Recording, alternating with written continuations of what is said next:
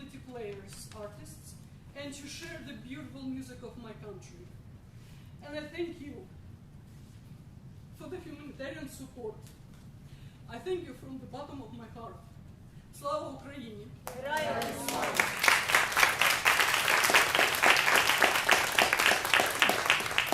Now I would like to give the lead to our Master of Ceremonies, David, who is ready to start the show.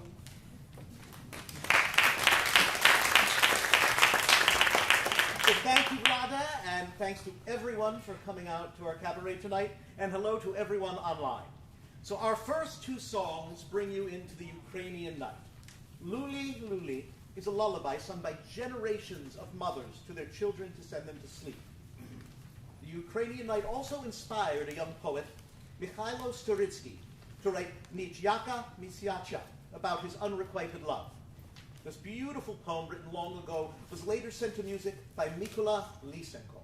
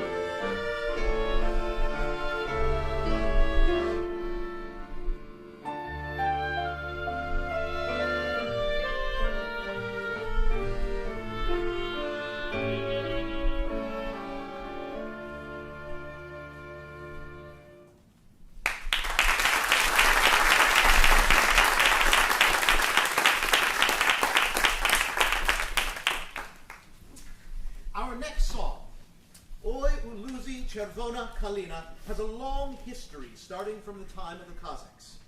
But the modern version was created at the beginning of the 20th century by Stepan Chornetsky. It became the symbol of bravery and combat for independence of Ukraine then and now.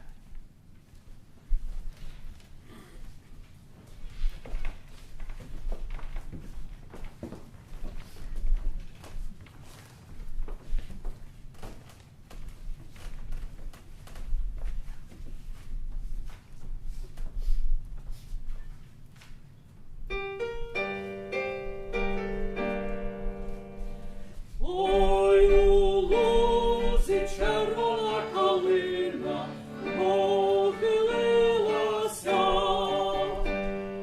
Час наша славна Україна зажурилася. А ми тую червону калину піднімемо, а ми нашу славну Україну розвеселимо. Hey, that sounded great. Sing it together, guys. Всі разом. Лузі червона калина похилилася. Час наша славна Україна зажурилася. А ми тую червону калину піднімемо, а ми нашу славну Україну розвеселимо. This sounds like a powerful song. Let's try it in English.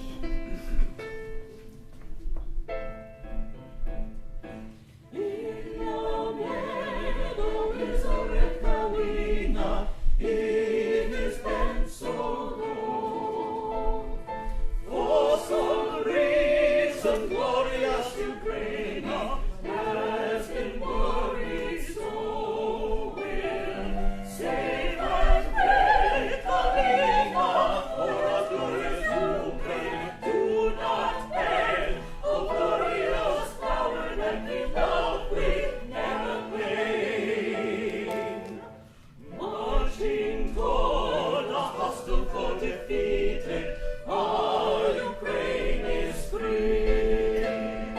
We will free our glorious Ukraine and rise up to rejoice. Praise and praise Kalyna for our glorious Ukraine. Do not bend, the glorious power that we love with all our hearts. In the fields of burning rusting flowers, there's a golden glow.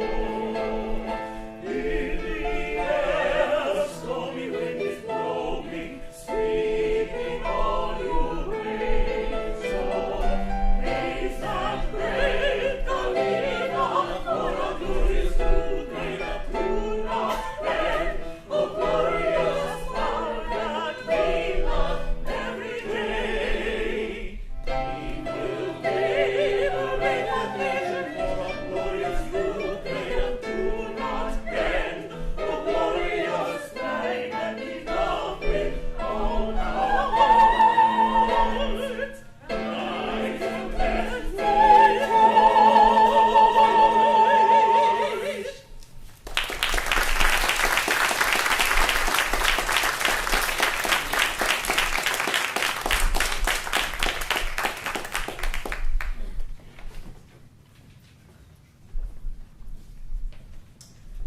And now it's my pleasure to take a moment to introduce Lada Bidiak. Lada, the founder and president of Compassion Connection UA. The daughter of Ukrainian immigrants, Lada was raised in a Ukrainian-speaking home and is an active member of the Ukrainian community here in New Jersey. Her passion for both the U.S. and Ukraine is evident in everything she does. And out of that passion has come the organization we support today, Compassion Connection UA. Ladies and gentlemen, Lada Bidiak.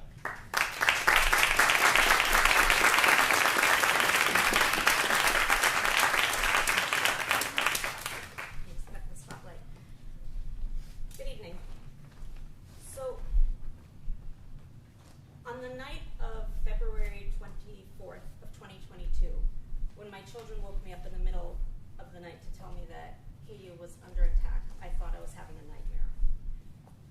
entire night pacing the living room, and in the morning I called my friend Stepan in KU and asked him if this is actually happening. And he said, it is. We're preparing to fight. Don't worry, everything's going to be fine. So clearly everything was not fine. But I spent the next 2 weeks trying to figure out what I could possibly do to help. And one day, Stepan calls and says, I just enlisted in territorial defense. We need bulletproof vests and helmets. And I said, if I send you those, I go to prison because we're not allowed to ship those from the United States. It's not legal. Give me something that we can work with. And he said, we need medical supplies. The airports are bombed out. Supply chains don't exist. The hospitals, the pharmacies are empty. We need medical supplies. So I work at Trader Joe's. I have access to broccoli and Brussels sprouts, not so much medical supplies.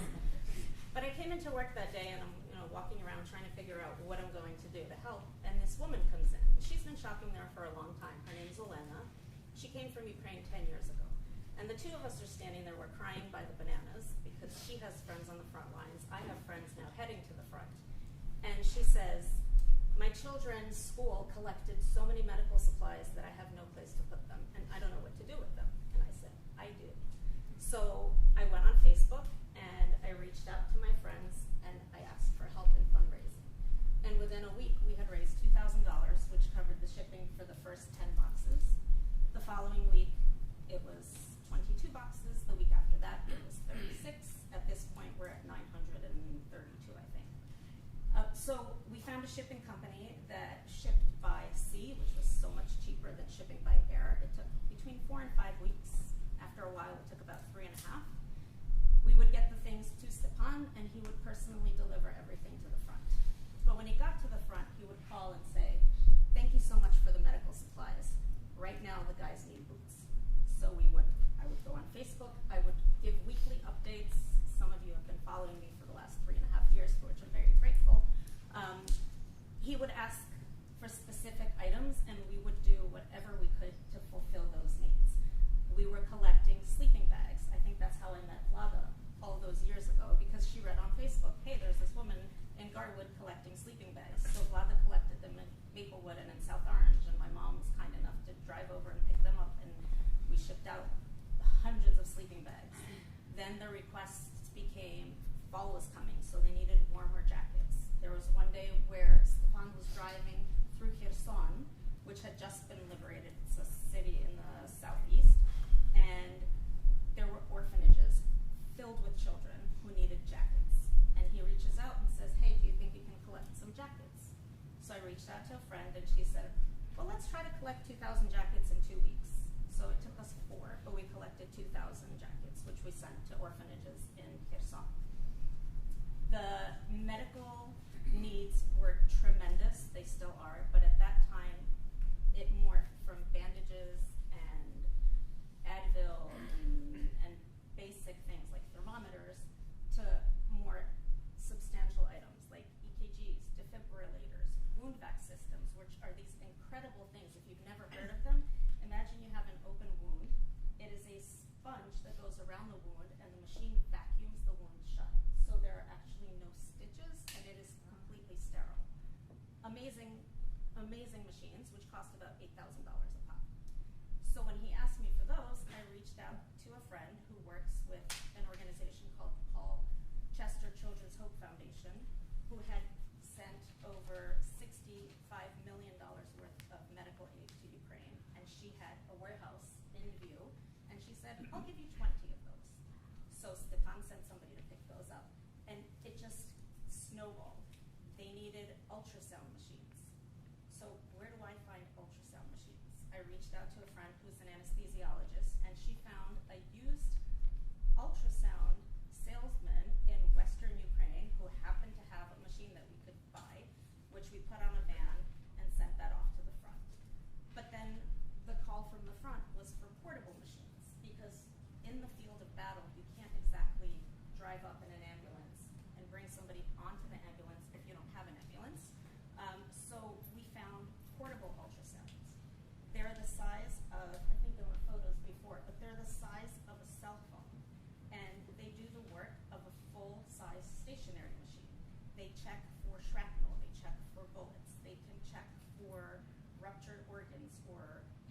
air around the heart, blood in the lungs.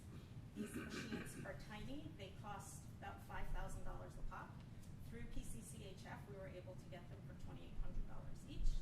We've sent over multiple ones of those. And the needs change all the time. Tourniquets are a huge ask. The problem with tourniquets is if you buy them on Amazon, for example, if you don't buy the North American Rescue brand and you get a cheap knockoff, it can be the difference between life and death. Because these tourniquets, if they're not correctly made, they break.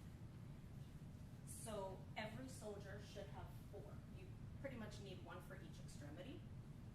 So if you were to buy them in Ukraine, they cost $40 each. We found them here through a supplier for $22. So we've sent over, I think, 2,038 tourniquets since this past October. And these tourniquets really do work. I get emails, texts, phone calls from my guys at the front saying, by the way, thanks for the tourniquet. I saved somebody's life yesterday. And it's always very rewarding to get that kind of feedback, just to know that things that we ship are actually being used and they are saving lives. What we are really trying to do here is help those on the front line to stay alive.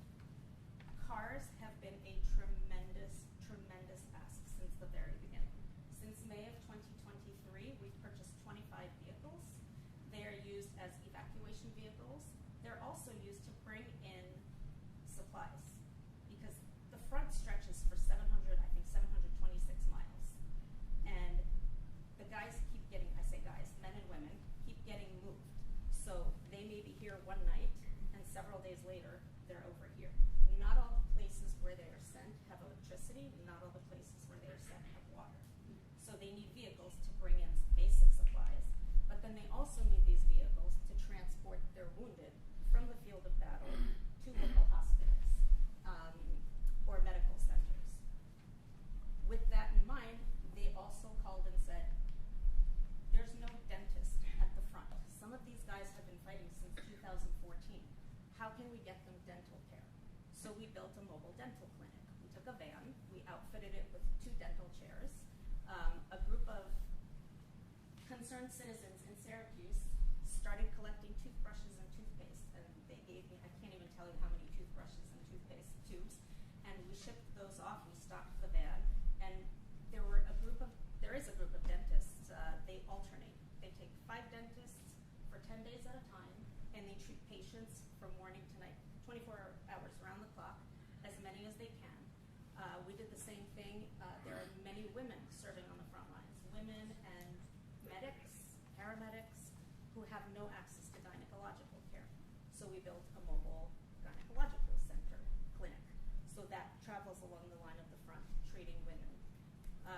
They needed a refrigerated truck. Why do they need a refrigerated truck? It's twofold. They don't always have refrigeration, electricity, where to store their food, but there are also casualties, and you can't always transport the bodies as soon as you need to. So we built a refrigerated truck.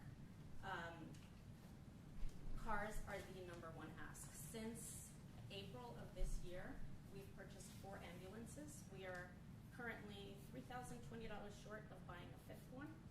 These are actual ambulances. We find them, we have contacts who find them in Germany, France, Switzerland, and they bring them across the border.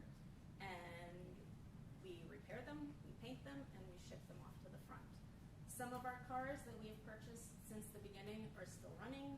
Others have been bombed out. That is unfortunately the nature of the beast that is war. The needs change constantly. I think the one that I struggled with the most was, it was probably the spring of 2024. We got a call and they asked for body bags. And I said, that's it, I'm not doing that. Because everything that I had done until that time was something that was helping somebody. Medical supplies help, cars help, ultrasounds help, but body bags are so final, I couldn't justify that. And my friend Stepan says, you have to get us these body bags, otherwise these men and women are going home in black garbage bags. And if that happens, you're denying them their last semblance of dignity. So what did I do? I found them body bags. Except it's not so easy to find body bags right after the pandemic, because the Union County Medical Examiner's Office was out. The State Medical Examiner's Office was out. They sent me to FEMA. FEMA didn't have any. They sent me to FEMA International. They didn't have any. So I called my friend Roxy over at Paul Chester Children's Hope Foundation, and she says, what do you need? I said, Roxy, you're not going to believe this, but I need body bags. And she said, okay, give me a day. 24 hours later, she says, can you get to Virginia? There's a pallet. So I have, thank goodness, so many volunteers who offer to help, and somebody named Ivan has a logistics company who sent somebody who was down in Baltimore to Virginia to pick up a pallet of body bags, and I had them the following day.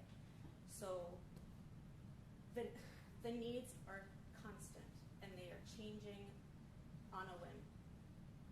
We do our best to fulfill those needs. We do our best to supply whatever they might need. In the summertime, it's basic things like anti-mosquito spray, because they're in mud and there are so many mosquitoes. And it's hot, so they need lighter clothing. In the winter, it's winter jackets, winter parkas, especially for snipers who are lying in the snow. They need something called Primaloft, which is ridiculously expensive, but it is so warm. It can be 40 below zero, and you can lie in the snow for 8 hours, and you don't get wet, and you don't get cold. So we find those on eBay, because I can't justify spending as much as they cost. But boots, hand warmers, anything you could possibly think of, if they've asked for it, we have done our best to supply it and to ship it. I incorporated Compassion Connection in the state of New Jersey in April. It was April 7th of 2024. We received our 501c3 status in October of the same year. Since October, we've raised $250,000. Every single cent of that has gone to the front. We have zero overhead. I have a friend who sends me $300 every few months and says, use it for whatever you need, just so that every penny can actually go to the front, and it does. So I would like to thank the Chatham Community Players so much for holding this concert, for bringing awareness. I would like to thank everybody who's here in the audience, everybody who's watching live stream, all of my followers on Facebook, for your compassion and your support. And my mama, who's sitting right here, always says that it takes a village to accomplish pretty much anything, and I'm so thankful that you are all a part of mine. Thank you.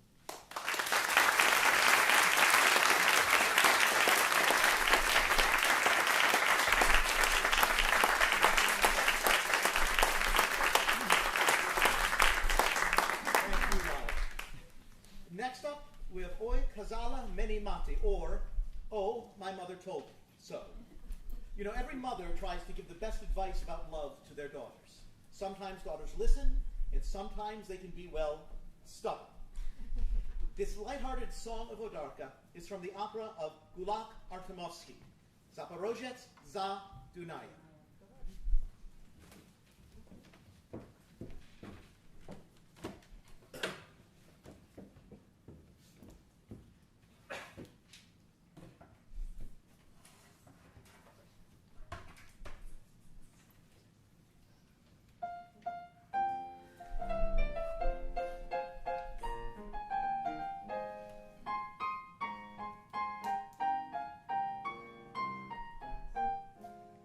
Oh,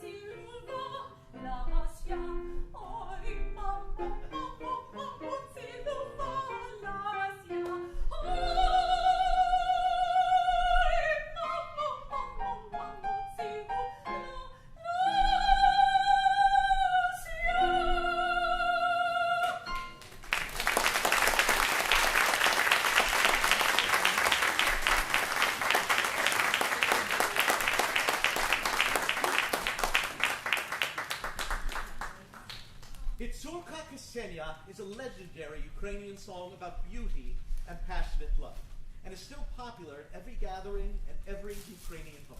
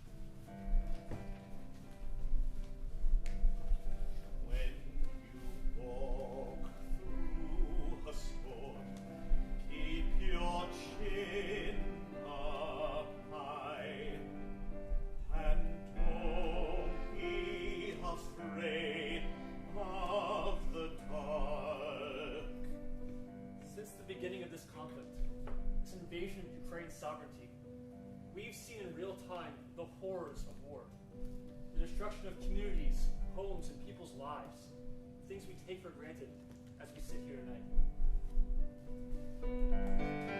At the end of the storm is the golden sky and the sweet silver song of the lark.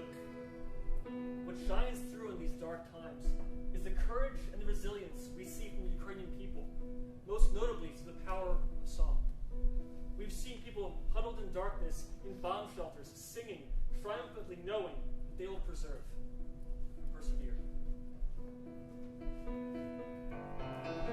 Oh, come through the wind, oh, come through the rain, oh, your dreams be tossed and blown.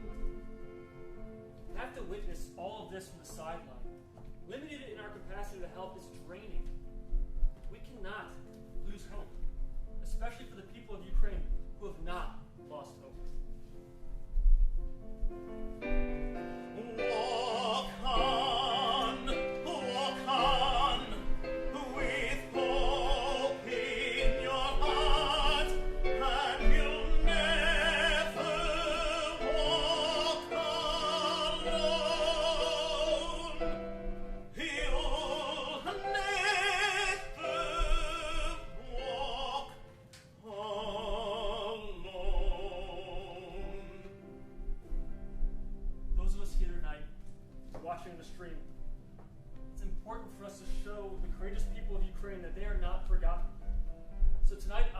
donating $500 to Compassion Connection UA, and I hope you will join me in donating to show the people of Ukraine that they are not walking alone.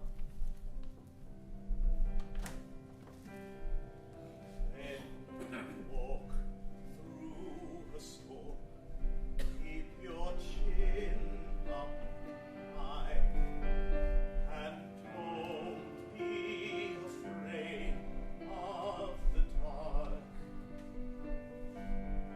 At the end of the storm is a golden sky, and the sweet silver song of a lark. Walk on through the wind, walk on through the rain, though your dreams be tossed and blown. Walk on, with hope in your heart, and you'll never walk alone. You'll never walk alone.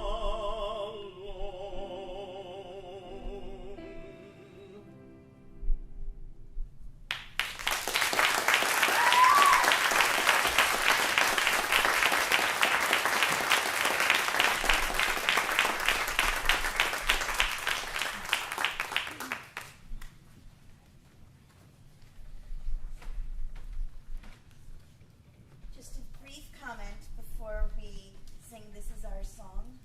Music is at the heart of humanity. Music tells our stories. War is the opposite of humanity. It dehumanizes. In sharing bits of your culture, you've shared so much about humanity and Ukrainian humanity. In sharing the stories of help that's been needed and the work that you led so many people to do, you shared the best of humanity too. The song we're going to sing is a song that says that no matter where we are, we all have hopes, we all have dreams, we all have a sky. And what I say to you all is to sing it with passion or not at all. We want to share this with you now.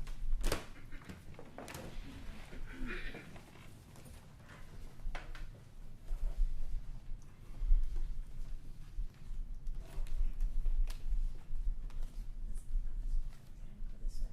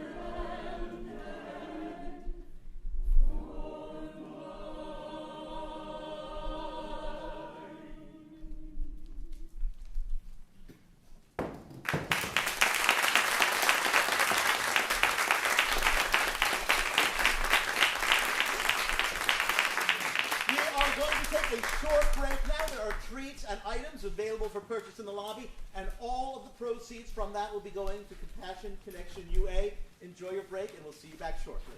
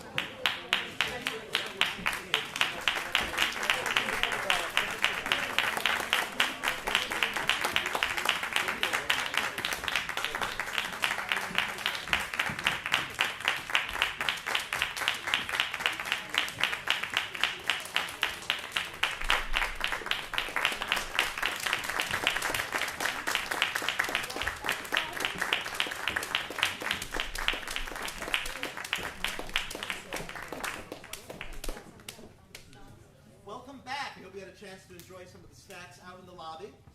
So you may recognize the music of our next number. It's entitled Shedrick and tells the story of a swallow singing of the wealth that will come with the following spring.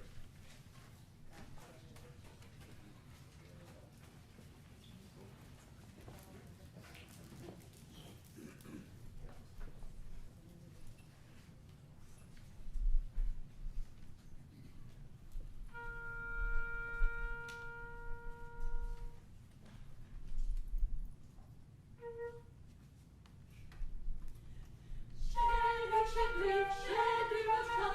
Shedrick, Shedrick, Shedrick.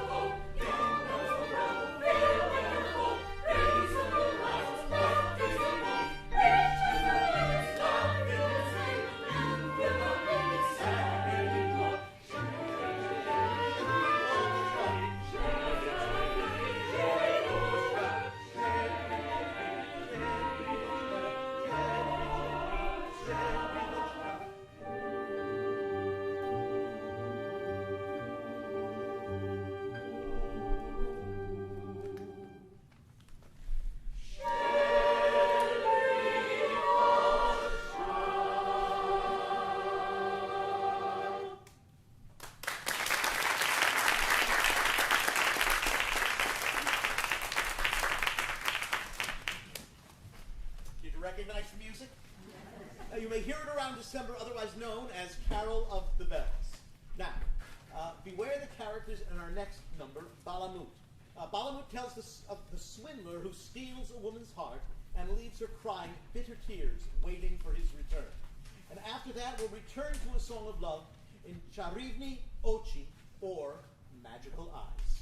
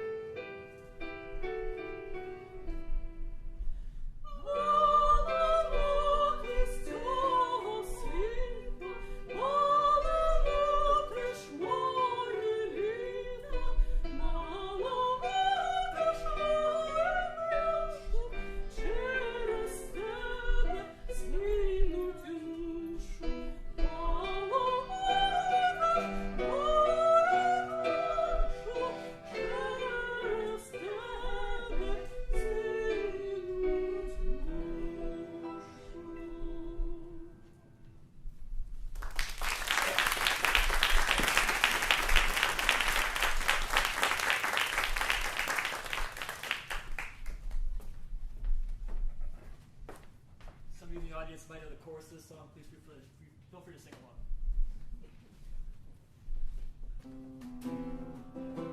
Cari oči čo mi prole, ne se budu vas nikole, jak usnija vas paču, vi smijete sa ja plaču.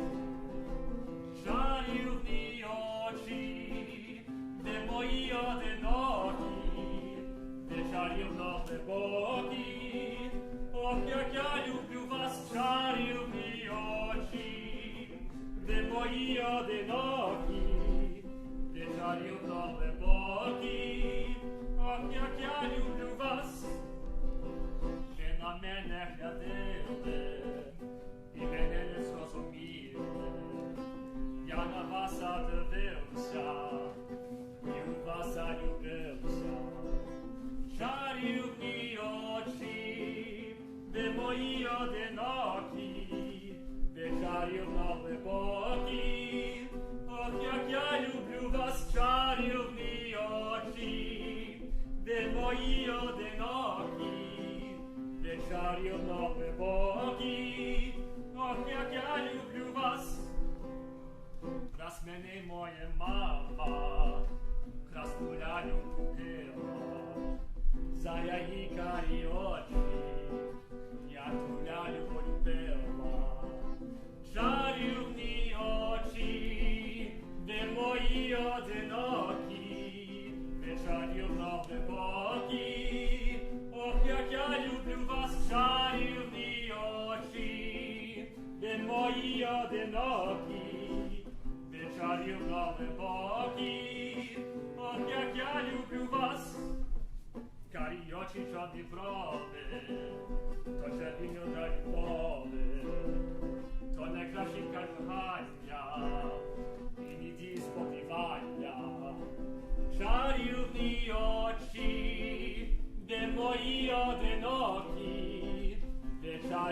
далекий, ох, як я люблю вас, чарівні очі, ви мої одинокі, ви чарівно глибокі, ох, як я люблю вас.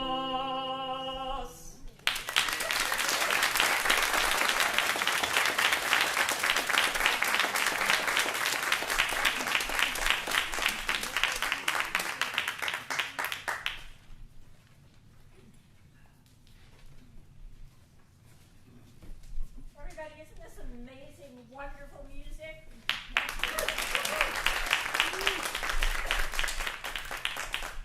My name is Andrea Sickler, and I am one of the many people involved in putting this evening together. As you heard earlier, Lada had the idea for this event, and having previously partnered with Lada from Compassion Connection, she suggested that we do so for this fundraiser. We want to thank Vlada for her endless patience trying to teach us how to pronounce a language with this very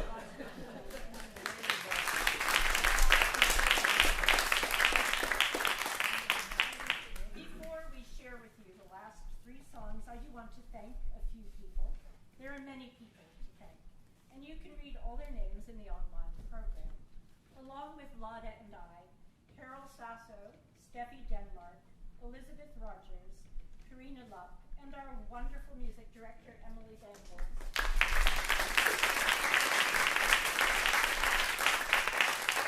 We've all worked together to produce this affair.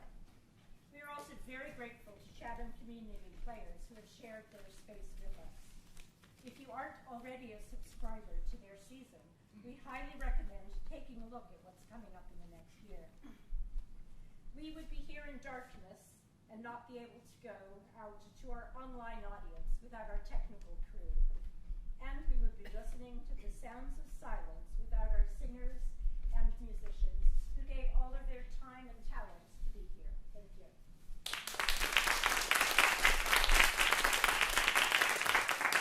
And finally, we want to thank you, our audience, in here, in person, and online, for the generous support you have given us tonight. I personally had a goal to be able to achieve the final payment for the ambulance, Lada, and I'm pleased to say we have reached this goal. Thank you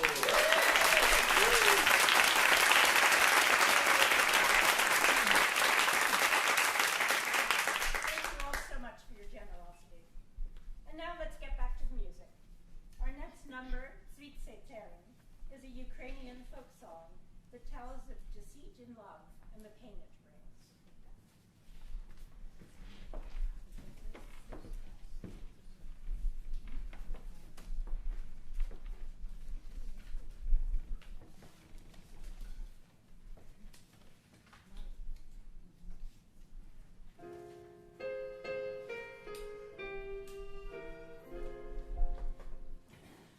Sweet